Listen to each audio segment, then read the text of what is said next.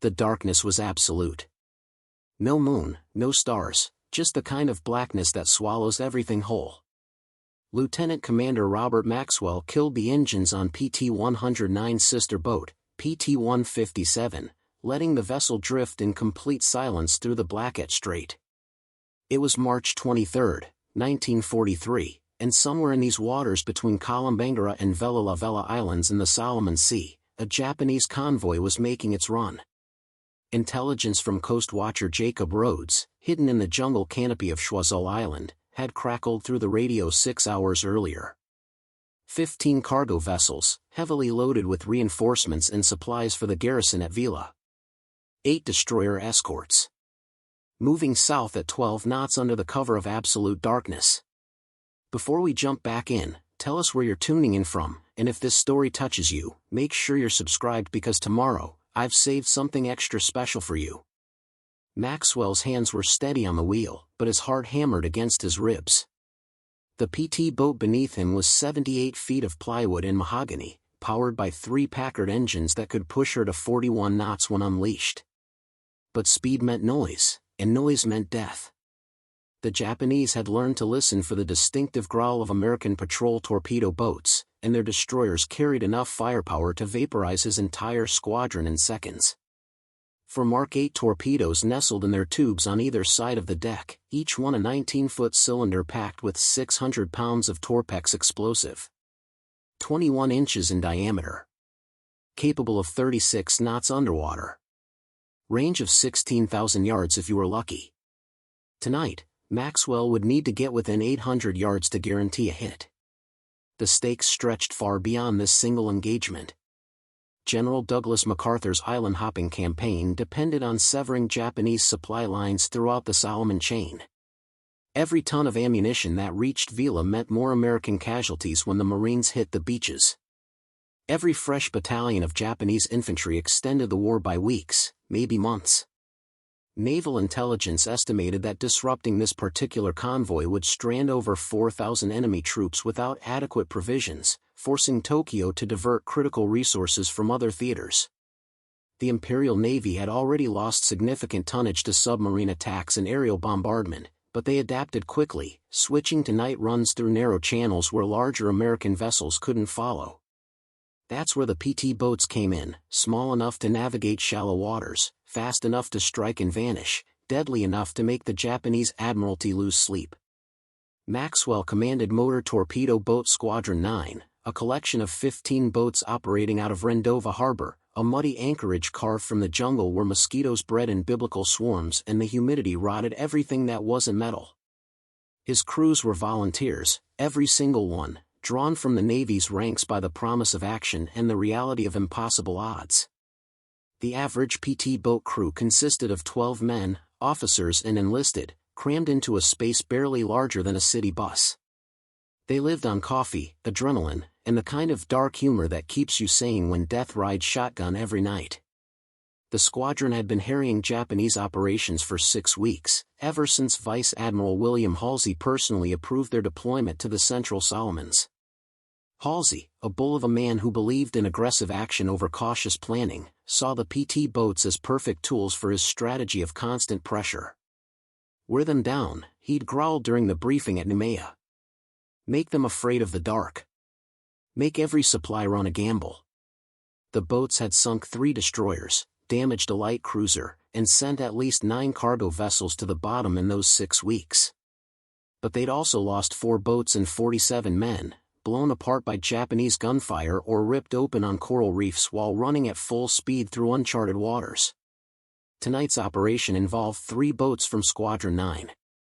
PT-157 under Maxwell's command, PT-163 skippered by Lieutenant Thomas Chen, a former merchant marine officer from San Francisco who could read currents like other men read newspapers, and PT-171 under the command of Lieutenant Junior Grade Michael Kowalski, a kid from Chicago who'd lied about his age to enlist and somehow ended up commanding a boat at 22 years old. They departed Rendova at 1800 hours, running at quarter speed to conserve fuel, hugging the coastline of New Georgia to avoid Japanese patrol aircraft.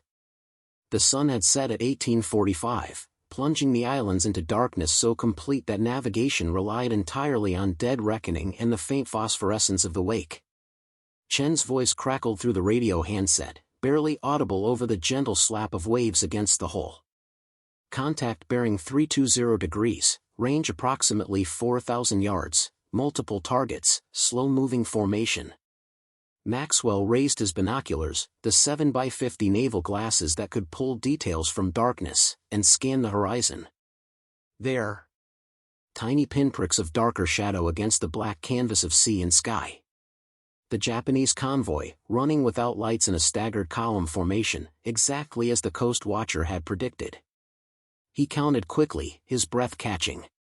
Not 15 cargo ships. 23. And not 8 destroyer escorts. 12. The numbers changed everything.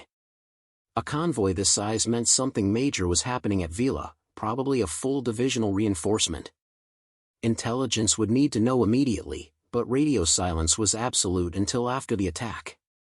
Maxwell made the calculation in his head. His 3 boats carried 12 torpedoes total. Even with perfect accuracy, which never happened in combat, they could sink maybe 8 or 9 vessels before the destroyers turned their searchlights and guns on the attackers. The Japanese destroyers, likely Fubuki-class vessels, carried 6 5-inch guns each, plus torpedo tubes of their own and depth charges. They could throw up a curtain of fire that would shred plywood boats like tissue paper. But that was the job. Maxwell keyed the radio twice, the prearranged signal for attack formation. Chen and Kowalski would spread out, creating a 3-pronged assault from different vectors. The plan was simple because complicated plans fell apart the moment bullets started flying. Close to 800 yards under silent running, line up the shot, fire all 4 torpedoes in a spread pattern, then light the packets and run like hell. The torpedoes would take roughly 40 seconds to reach their targets at that range. 40 seconds for the Japanese to spot the wakes and attempt evasive maneuvers. 40 seconds for Maxwell and his crew to swing the boat around and push the throttles to the stops. Ensign David Park, Maxwell's executive officer and torpedo officer, crouched at the firing controls, his hand resting on the release mechanisms. Park was Korean-American, born in Honolulu, a graduate of the Naval Academy who'd scored top marks in navigation and weapons systems. He'd requested PT boat duty specifically because he wanted to fight the Japanese after what they'd done in China and Korea. His calculations were always precise, his nerves steady even when the world exploded around them. Tubes 1 and 2 targeted for the lead cargo vessel, he whispered. Tubes 3 and 4 for the second in line. Fire on your mark, skipper. Maxwell eased the throttle forward, just enough to give steerage, and aimed PT-157's bow toward the convoy's southern flank. The boat crept through the water at 4 knots, wake minimal, engines purring so softly they were barely audible over the ambient noise of wind and waves.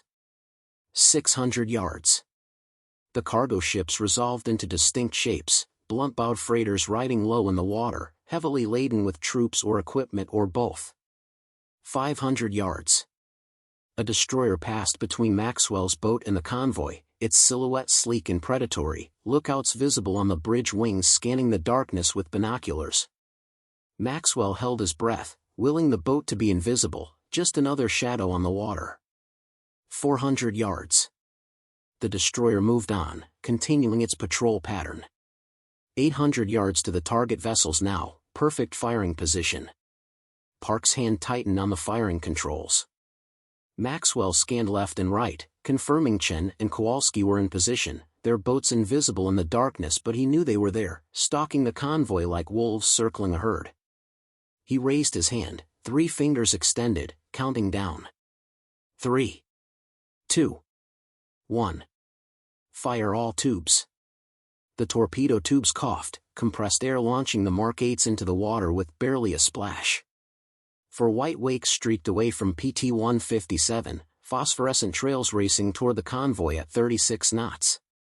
Park was already reloading mentally, though there was no time for a second salvo. Maxwell spun the wheel hard to starboard, his left hand slamming the throttle levers forward. The 3 Packard engines roared to life, 1,200 horsepower each, 3,600 total, hurling the plywood boat forward like a scalded cat. 20 seconds to impact. The Japanese still hadn't seen them. 30 seconds. A searchlight blazed to life on the nearest destroyer, its beams sweeping across the water, hunting. 35 seconds. The beam found PT-157, pinning the boat in brilliant white light. Machine gun fire erupted from the destroyer, 25mm rounds stitching the water, walking toward the boat. 40 seconds. The first torpedo struck the lead cargo vessel amidships, the explosion a white-hot flash that lit up the entire convoy for a split second. The freighter's back broke, her keel snapping like a dry branch, and she began to settle immediately. The second torpedo missed, running deep, its wake visible as it passed harmlessly beneath another ship. The third and fourth torpedoes both found the second cargo vessel, striking within seconds of each other. The double explosion was catastrophic, sympathetic detonation of ammunition stores or fuel tanks, a fireball that climbed 300 feet into the night sky, showering burning debris across a quarter-mile radius. Chen's boat scored 3 hits, sinking 2 more freighters and crippling a destroyer that had turned directly into his torpedo spread. Kowalski's attack was perfectly executed, for torpedoes fired at point-blank range into the convoy's center, all 4 finding targets, 3 cargo ships and a destroyer escort going down in rapid succession. In less than 2 minutes, motor torpedo boat Squadron 9 had put 9 Japanese vessels on the bottom and damaged at least 4 more. But the destroyers were responding now, searchlights crisscrossing the water, every gun that could bear opening fire. Maxwell pushed PT-157 past 40 knots, the boat slamming across the waves, her hull flexing and groaning with each impact. Tracers filled the air, a deadly light show of red and green, Japanese and American guns exchanging fire. A 5-inch shell from one of the destroyers detonated 50 yards to port, the blast wave lifting the stern clear of the water. Chief Petty Officer Raymond Burke, manning the twin 50 caliber machine guns mounted aft, returned fire at the searchlights, his tracers reaching out toward the destroyer, trying to blind the enemy gunners. Chen's PT-163 took a direct hit, a 5-inch shell punching through the engine room, detonating the fuel tanks. The boat disintegrated, a brief orange blossom on the dark water, and then nothing. 12 men gone in an instant. Maxwell's jaw clenched, but there was no time to mourn, no time to search for survivors. Kowalski's boat was racing northeast, a Japanese destroyer in pursuit, shells falling around her like deadly rain. Maxwell angled toward the gap between Kolombangara and Vella Lavella, the shallow passage where the big destroyers couldn't follow, where the coral reefs and sandbars offered protection if you knew the waters and death if you didn't. The chase lasted 19 minutes, the Japanese destroyers pushing their speed to 35 knots, closing the gap despite the PT boat's theoretical speed advantage. But Maxwell knew these waters from 2 months of nightly patrols. He threaded PT-157 through a gap in the reef that showed only 2 feet of clearance on either side at high tide, a maneuver that would rip the bottom out of a destroyer. The pursuing Japanese vessel sheared off, unwilling to risk grounding, and Maxwell finally eased back on the throttles, letting the engines cool, listening to the blessed silence as the gunfire faded behind them. Preparing and narrating this story took us a lot of time, so if you are enjoying it, subscribe to our channel, it means a lot to us. Now back to the story. Kowalski made it out. His radio check came through 10 minutes later, his boat damaged but afloat, all crew accounted for. Chen and his entire crew were gone. The price of victory, paid in blood and friendship. Maxwell slumped in his seat, suddenly exhausted, the adrenaline draining away and leaving nothing but grief and the hollow satisfaction of a job done. 9 ships sunk. Maybe 10. Thousands of tons of supplies sent to the bottom. Hundreds, possibly thousands of Japanese soldiers who would never reach their destination. As PT-157 limped back toward Rendova, Maxwell began composing the after-action report in his head. The numbers would tell part of the story, the tactical details would fill in the rest, but nothing would capture the truth of what happened out there in the darkness. The terror and the triumph, the split-second decisions that meant life or death, the weight of command when every choice cost lives. The PT boats were winning this hidden war, one night engagement at a time, bleeding the Japanese supply lines until the Empire's war machine ground to a halt. But the cost was measured in empty bunks and names added to casualty lists, in boats that didn't come home and crews that vanished into the dark water. And tomorrow night, they'd do it all over again, because that's what the job demanded, and because men like Maxwell and Chen and Kowalski believed that every ship they sank brought the war one day closer to ending. The darkness was absolute. And in that darkness, the hunters prowled. The Imperial Japanese Navy's response came swiftly and with calculated fury. Within 72 hours of the Blackett Strait engagement, Vice Admiral Shiro Takahashi, commanding the 8th Fleet from his headquarters at Rabaul, convened an emergency strategic conference. The loss of 9 cargo vessels and 3 destroyer escorts in a single night represented more than a tactical setback. It exposed a fundamental vulnerability in the resupply operations that kept Japanese garrisons across the Solomon Islands functional. Intelligence reports laid across Takahashi's desk told a story he didn't want to hear. American patrol torpedo boats were operating with impunity in waters the Imperial Navy had considered secure. Over the past 8 weeks, these small craft had accounted for 27 confirmed sinkings, disrupting supply schedules and forcing convoy routes into increasingly dangerous daylight runs where American aircraft could savage them. Takahashi was a traditionalist, a career officer who'd commanded cruisers during the China campaigns and believed in the supremacy of large warships and decisive fleet actions. The idea that plywood boats barely larger than fishing trawlers could threaten his operations offended his sense of naval warfare. But the numbers didn't lie. The Americans had developed a tactic that exploited every weakness in Japanese convoy doctrine. They struck at night when air cover was impossible. They operated in shallow coastal waters where destroyers risked running aground. They fired their torpedoes from ranges so close that evasive maneuvers were futile, then disappeared into darkness before concentrated return fire could eliminate them. Captain Ichiro Matsuda, Takahashi's chief of staff and a more pragmatic officer, proposed a counter-strategy that would fundamentally alter how convoys moved through the Solomon chain. Increase destroyer escorts from 8 to 16 per convoy. Deploy floatplanes equipped with flares and depth charges to patrol likely ambush points during convoy transits. Establish submarine picket lines to detect American boats before they reached attack positions. Most critically, arm fast patrol craft with searchlights and rapid-fire cannons to hunt the hunters.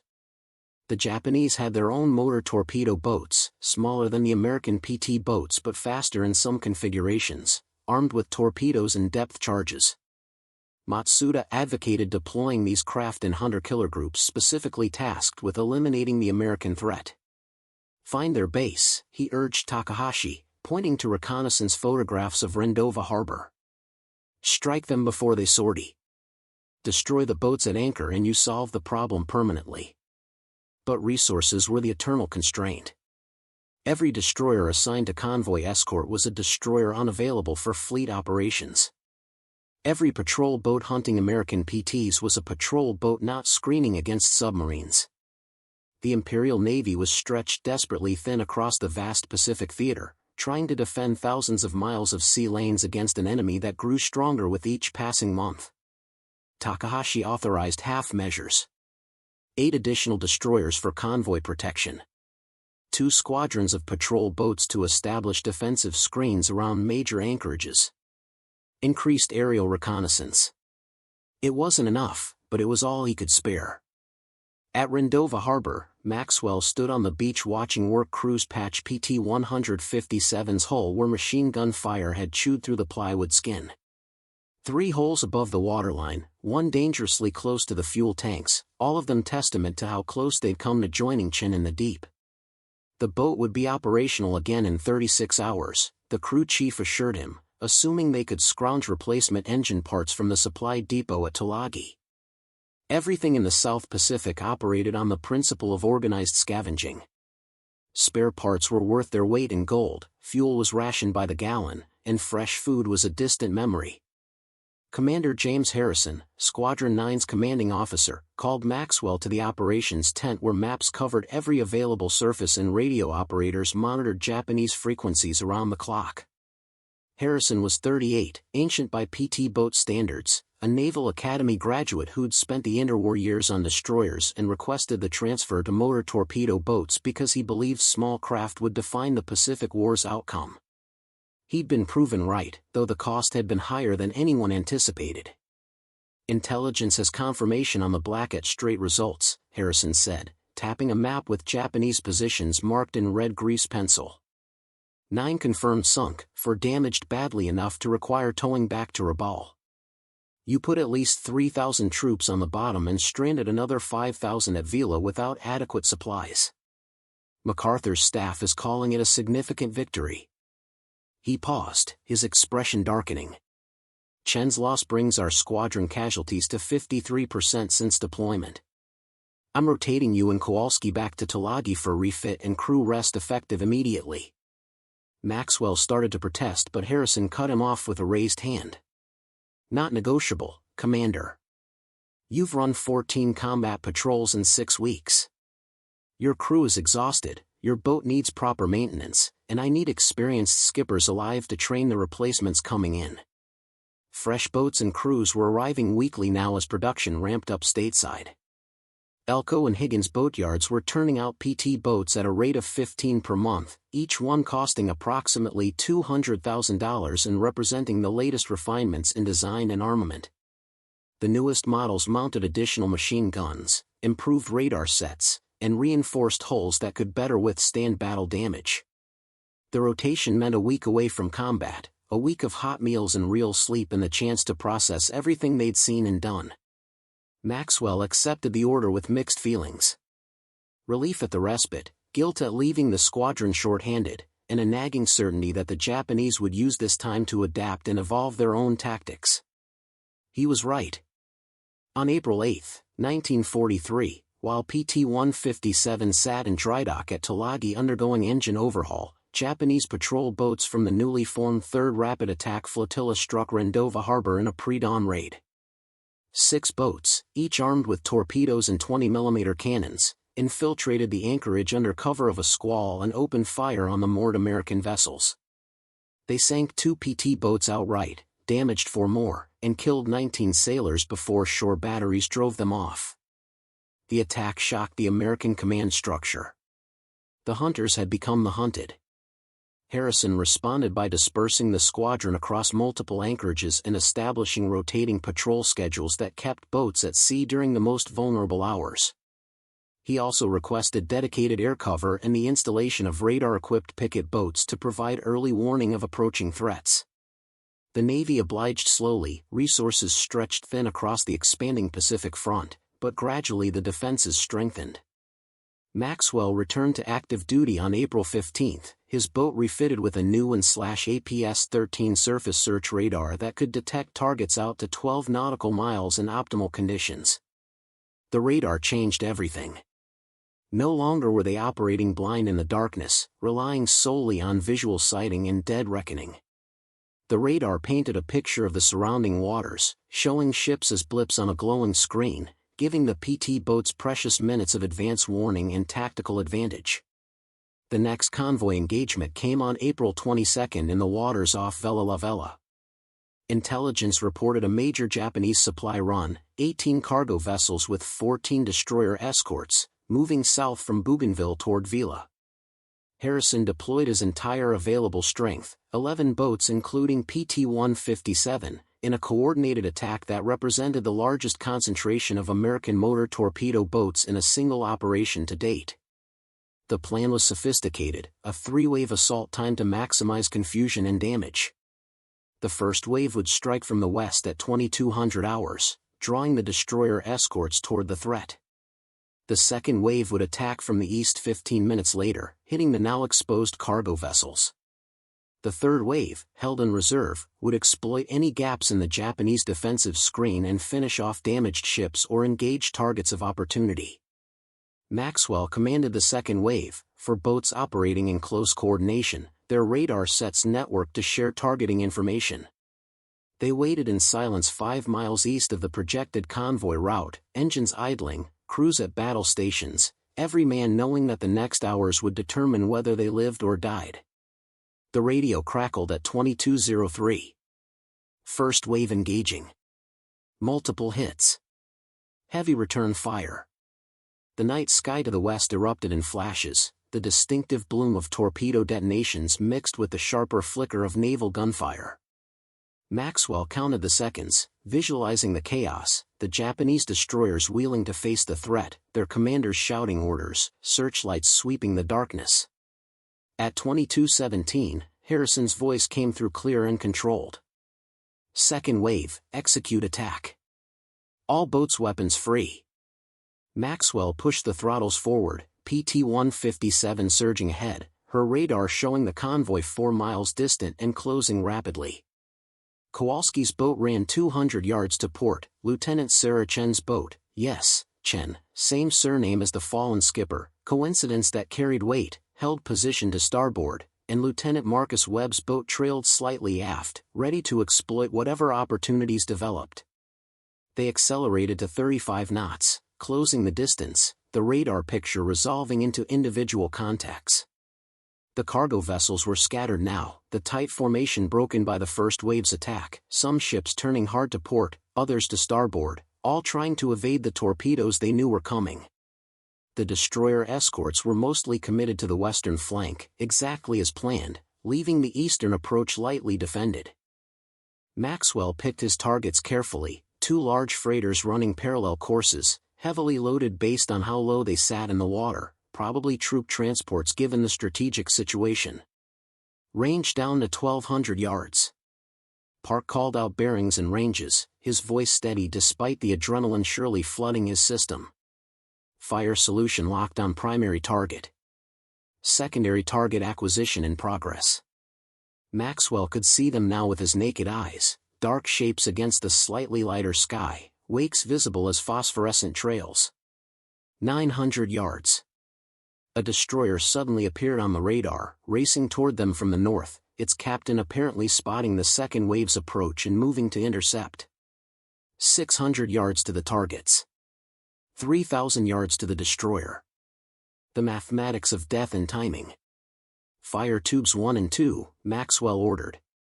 Park triggered the release, 2 torpedoes leaping into the water, their wakes arrowing toward the first freighter. Fire tubes 3 and 4. 2 more launches, aimed at the second target. Maxwell didn't wait to observe results. He threw the boat into a hard turn to starboard, engines screaming, heading directly toward the approaching destroyer in a game of chicken that defied all tactical doctrine. The destroyer's searchlight snapped on, catching PT-157 in its beam. Gun crews opened fire immediately, 5-inch shells screaming overhead, close enough that Maxwell felt the pressure waves.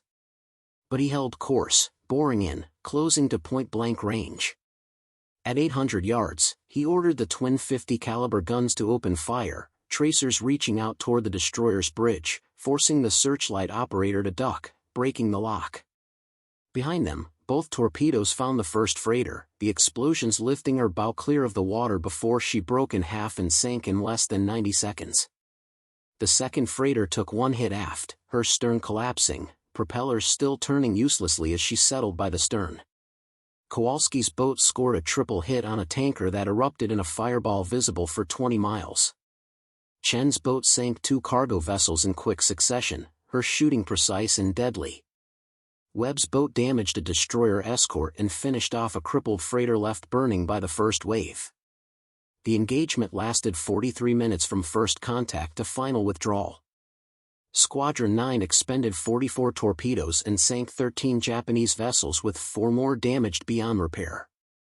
They lost 1 boat, PT-149 under Lieutenant Raymond Foster, caught by concentrated fire from 2 destroyers and blown apart. 8 men killed instantly, for survivors pulled from the water by Kowalski's boat during the withdrawal. The pattern repeated through May and into June. Japanese convoys attempted increasingly elaborate defensive measures. They varied their routes and timing, deployed additional escorts, used decoy vessels to draw attacks away from the main body. But the American PT boats adapted faster, their tactics evolving with each engagement. They began using coordinated radar pickets to track convoys from a distance, plotting intercept courses hours in advance. They developed new attack formations, pincer movements and layered waves that overwhelmed defensive screens. They learned to identify high-value targets by silhouette and prioritize ammunition ships and troop transports over less critical cargo.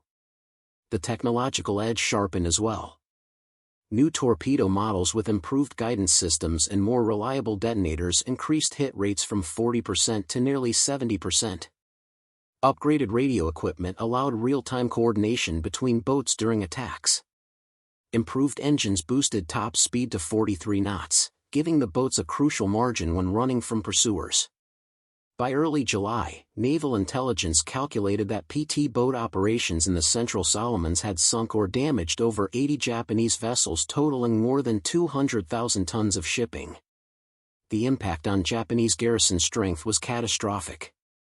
Troops at Vila, Munda, and other strongpoints were on half rations, ammunition stocks were critically low, and medical supplies were nearly exhausted.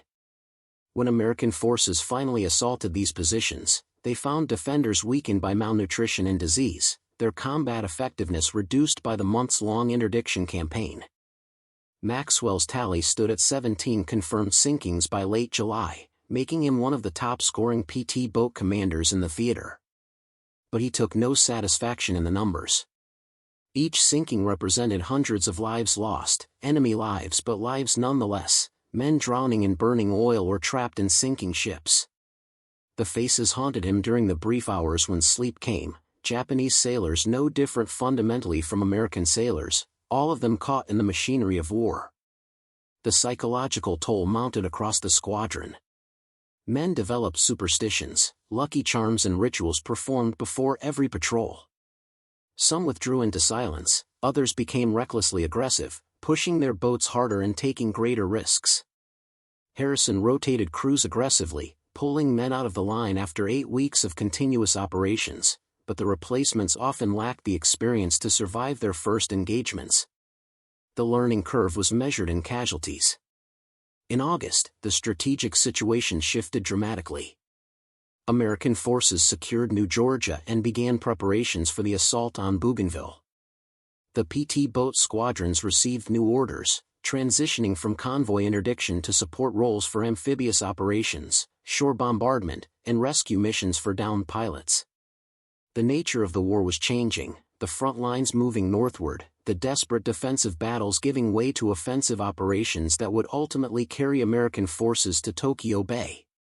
Maxwell's final patrol in PT-157 came on September 12, 1943. A routine sweep of the waters between Choiseul and Vella Lavella, no contacts expected, just another night in the darkness. But routine patrols had a way of turning deadly without warning. A Japanese submarine, I-19, spotted the PT boat on the surface and fired a spread of torpedoes from her bow tubes. Maxwell's radar operator caught the torpedo wakes at the last possible second, giving just enough warning for emergency maneuvers. PT-157 heeled hard to port, her hull flexing, engines howling, spray cascading across the deck. The first torpedo missed by 20 feet. The second passed directly beneath the keel, its magnetic detonator malfunctioning, a mechanical failure that saved 12 lives. The third torpedo struck the stern at a glancing angle, detonating but not catastrophically, blowing off the rudder and jamming the port engine. The boat limped back to Rendova on 2 engines, taking on water, her crew manning pumps continuously for 6 hours until they reached the anchorage. She would be repaired eventually, but Maxwell's war in the Solomons was over. Harrison transferred him to Pearl Harbor for a staff position training new PT boat crews, sharing the lessons learned in months of night combat. The final accounting of the PT boat campaign in the Central Solomons showed staggering effectiveness relative to resources invested. 15 boats operating over 7 months sank or damaged 112 Japanese vessels, disrupted supply lines critical to garrison survival, and contributed directly to the success of multiple amphibious operations.